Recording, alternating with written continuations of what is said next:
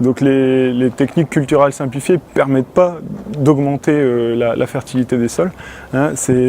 On parle maintenant plus de techniques de conservation des sols, et c'est ces techniques de conservation des sols qui vont permettre d'améliorer la fertilité des sols, dans le sens où par technique culturale simplifiée, on réfléchit que à la machine, et en fin de compte,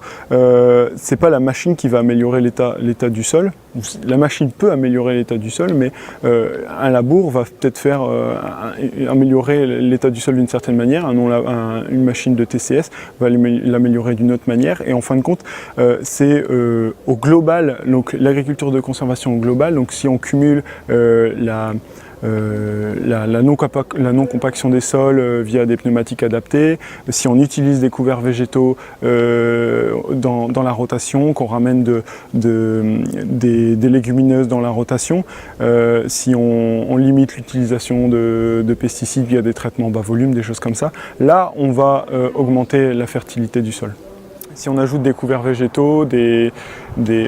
intercultures, des cultures associées, des associations de cultures, on augmente la quantité de nourriture qu'on apporte pour cette activité biologique, et du coup forcément on augmente leur nombre, et forcément du coup on augmente les qualités du sol, et donc la fertilité du sol.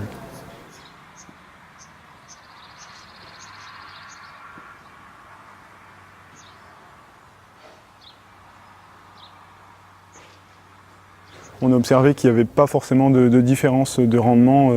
au niveau des différentes cultures, du moment où l'état structural du sol était favorable. Et en termes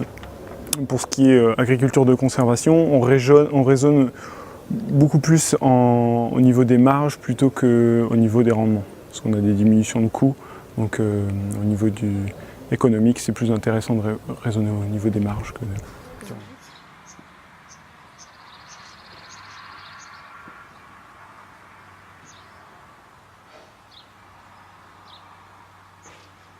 Ça, c'est très difficile à répondre, parce qu'en fin de compte, il n'y a pas